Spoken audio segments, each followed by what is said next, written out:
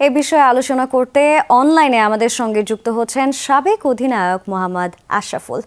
আশরাফুল ভাই, নিশ্চয়ই শুনতে পাচ্ছেন, বিসিবির সভাপতির সাথে আইসিসি ও পিসিবির একটা বৈঠক হয়েছে।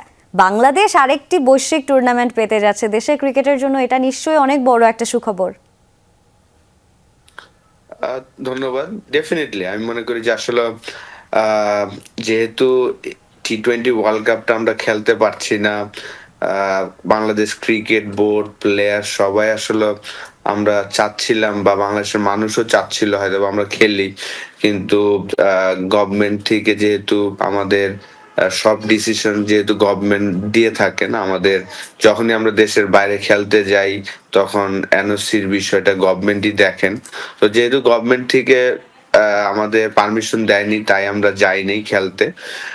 সেই জায়গায় আইসিসি হয়তোবা আমাদের একটা ফিউচারে কোনো ক্ষতি করবে কিনা এটা নিয়ে কিন্তু আমরা সবাই একটা ওয়ারিড ছিলাম। তো পাকিস্তান ক্রিকেট বোর্ড একমাত্র বোর্ড যে আমাদের এই না যাওয়ার পিছনে ওনাদের আমাদের যে যুক্তিটা ছিল যে মুস্তাফিজকে তারা হঠাৎ করে আইপিএল থেকে তাকে নেওয়া হলো, তারপরে তাকে সরানো হলো, এই বিষয়টা সিকিউরিটির কারণে এই বিষয়টা বাংলাদেশ গভর্নমেন্ট দেখেছেন, চিন্তা করেছেন এবং আমাদের যেতে দেয়নি। এবং পাকিস্তান ক্রিকেট বোর্ড একমাত্র বোর্ড যে তারা আমাদের সাথে ছিলেন। এবং পরে কিন্তু আস্তে আস্তে সবাই, ইংল্যান্ডের নাসির হোসেন বলেন, অস্ট্রেলিয়ার গিলেস্পি বা আরো অনেকেই এই বিষয়টা নিয়ে কথা বলেছেন।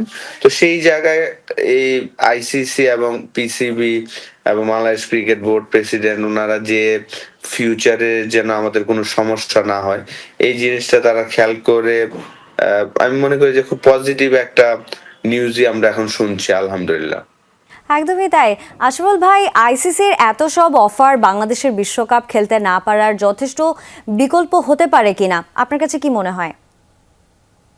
সরি, কি হতে পারে? ভারত পাকিস্তান যে ম্যাচটা হতে যাচ্ছে, সাম্প্রতিক যে সমস্যাটা আসলে প্রকট ছিল, সেটা কি তাহলে শেষ হতে যাচ্ছে? দেখেন, আমি ব্যক্তিগতভাবে যেহেতু স্পোর্টসম্যান, আমি চাই না স্পোর্টসে কোনো রাজনীতি থাকুক, পলিটিক্স থাকুক। সবাই সবার সাথে খেলবে। কারণ আমরা যখন ছোট ছিলাম, আমি যখন খেলা শুরু করেছি তখন কিন্তু বাংলাদেশ টেস্ট স্ট্যাটাস পায়নি, আইসিসি লেভেলে খেলতো।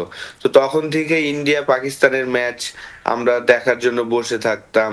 আহ অনেক এক্সাইটিং একটা ম্যাচ এশিয়ার এই দুইটা টিমের।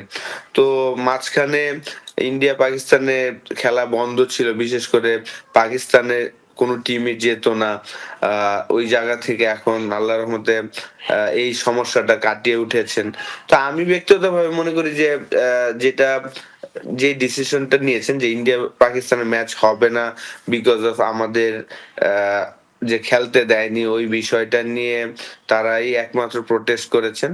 তারপর বাংলাদেশ ক্রিকেট বোর্ড প্রেসিডেন্টকে নিয়ে যে আইসিসি, পিসিবি এবং বাংলাদেশ ক্রিকেট বোর্ড প্রেসিডেন্ট ওনারা যে এই বিষয়টা নিয়ে কথা বলে আমাদের যেন কোনো ফিউচারে কোনো সমস্যা না করে সেই জিনিসগুলা যেন তারা খেয়াল করেন। সবকিছু মিলে আমি বলবো যে ইন্ডিয়া পাকিস্তানের ম্যাচ আমরা সবাই দেখতে চাই এবং সবাই সবার সাথে খেলবে, সবাই সবার দেশে যাবে।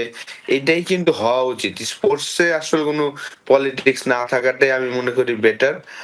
খেলাটা খেলার জায়গায় থাকলে আমার মনে হয় যে সৌন্দর্যটা বেশি থাকে।